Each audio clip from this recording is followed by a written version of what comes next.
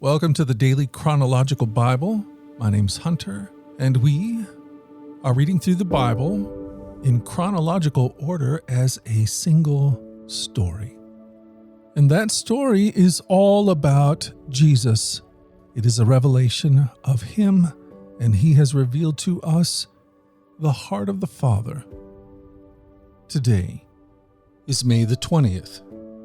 We begin in Psalm 83, then 1 Chronicles 29, verses 23 through 25, 2 Chronicles chapter 1, verse 1, 1 Kings chapter 2, verses 13 through chapter 3, verse 4, 2 Chronicles 1, verses 2 through 6, 1 Kings 3, verses 5 through 15, and we'll finish in 2 Chronicles chapter 1, verses 7 through 13, from the New Living Translation.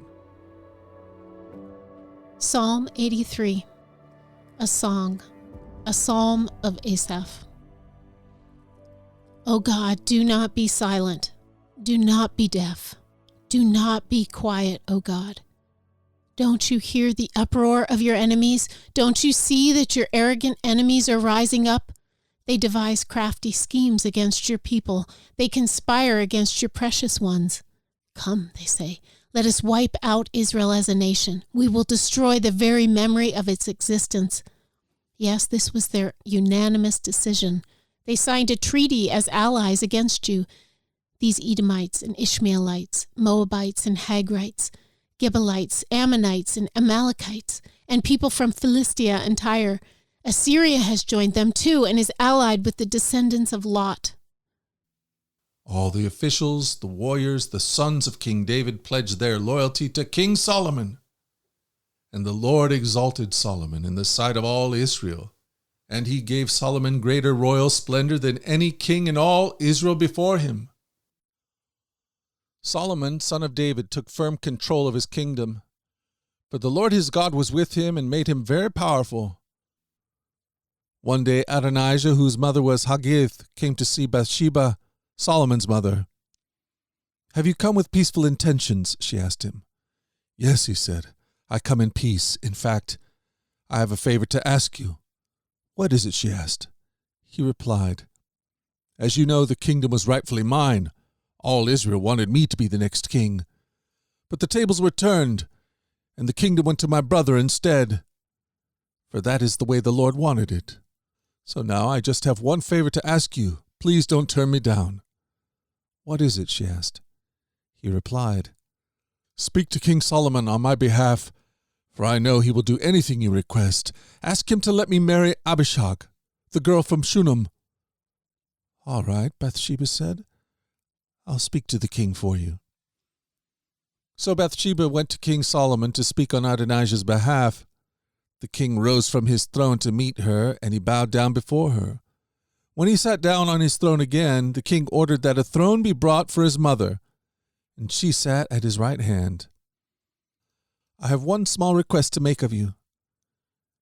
I hope you won't turn me down." "What is it, my mother?" he asked. "You know I won't refuse you." "Then let your brother Adonijah marry Abishag, the girl from Shunem," she replied. "How can you possibly ask me to give Abishag to Adonijah?" Solomon demanded. "You might as well ask me to give him my kingdom. You know that he is my older brother, and that he has Abiathar the priest and Joab son of Zeruiah on his side." Then King Solomon made a vow before the Lord. "May God strike me and even kill me if Adonijah has not sealed his fate with this request. The Lord has confirmed me and placed me on the throne of my father David. He has established my dynasty as he promised. So as surely as the Lord lives, Adonijah will die this very day." So King Solomon ordered Benaiah son of Jehoiada to execute him, and Adonijah was put to death. Then the king said to Abiathar the priest, "Go back to your home in Anathoth. You deserve to die, but I will not kill you now because you carried the ark of the sovereign Lord for David my father, and you shared all his hardships." So Solomon deposed Abiathar from his position as priest of the Lord, thereby fulfilling the prophecy the Lord had given at Shiloh concerning the descendants of Eli. Joab had not joined Absalom's earlier rebellion, but he had joined Adonijah's rebellion. So when Joab heard about Adonijah's death, he ran to the sacred tent of the Lord and grabbed onto the horns of the altar. When this was reported to King Solomon, he sent Benaiah son of Jehoiada to execute him. Benaiah went to the sacred tent of the Lord and said to Joab, "The king orders you to come out." But Joab answered, "No, I will die in here." So Benaiah returned to the king and told him what Joab had said. "Do as he said," the king replied. "Kill him there beside the altar and bury him. This will remove the guilt of Joab's senseless murder from me and my father's family. The Lord will repay him for the murders of 2 men who are more righteous and better than he.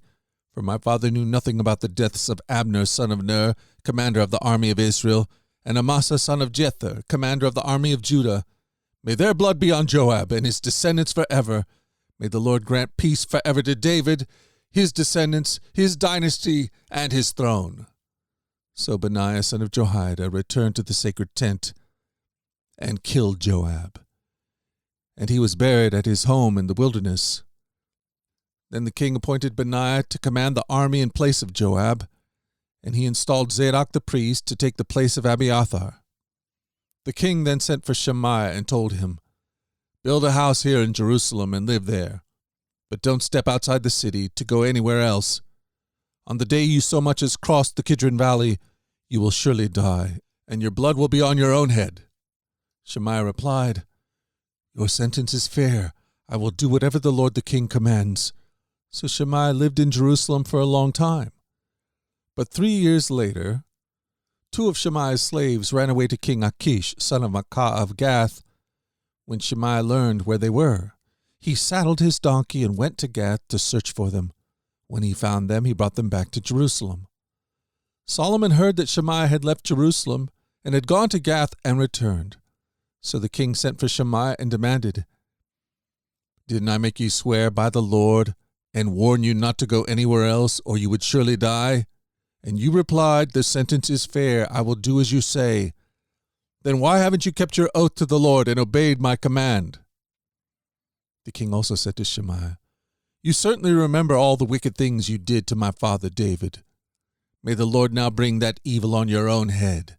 May I, King Solomon, receive the Lord's blessings, and may one of David's descendants always sit on his throne in the presence of the Lord." Then at the king's command, Benaiah son of Jehoiada took Shemaiah outside and killed him. So the kingdom was now firmly in Solomon's grip. 2 Chronicles chapter 1.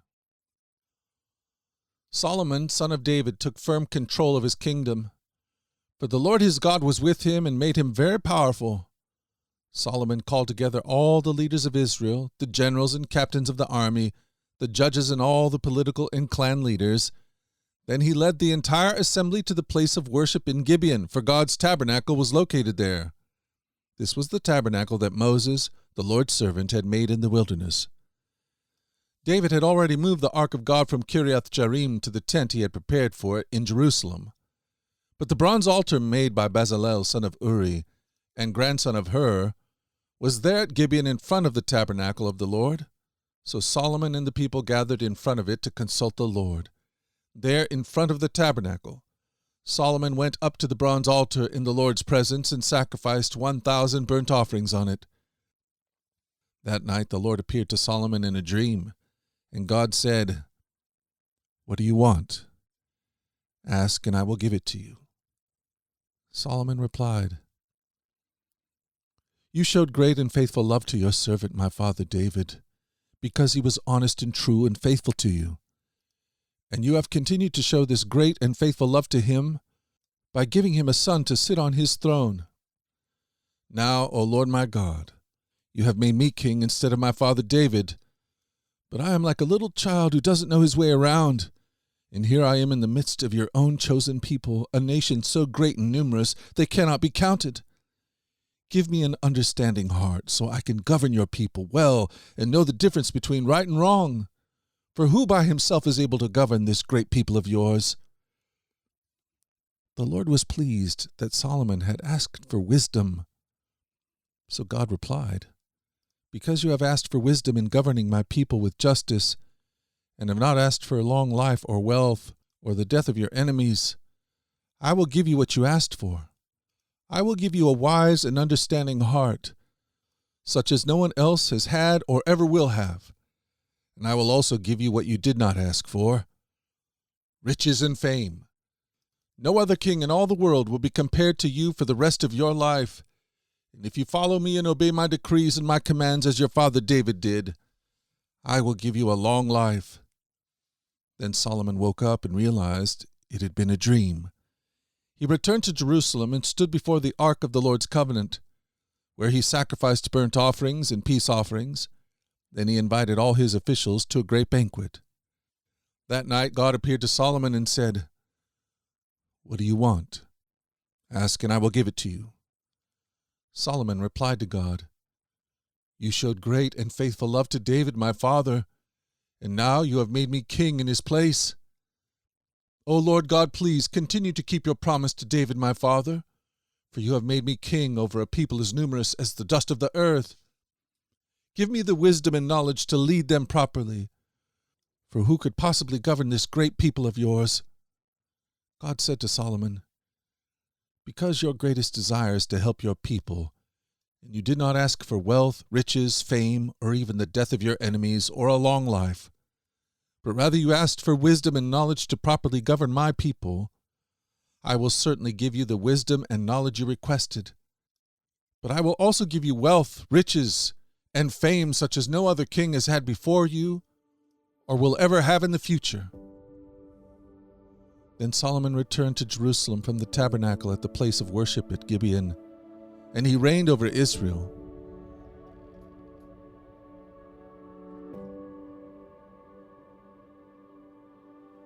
Thank you for joining us at the Daily Chronological Bible. You can find out more about our other podcasts at dailyradiobible.com, where people from all around the world come to join us in this journey through the Scriptures, where we allow the Scriptures to point us to the God who is love, the God revealed to us fully in Jesus. Again, that website is dailyradiobible.com. Until tomorrow, let's go forward in God's joy. Let's let His joy be our strength. And let us always remember this, that you are loved.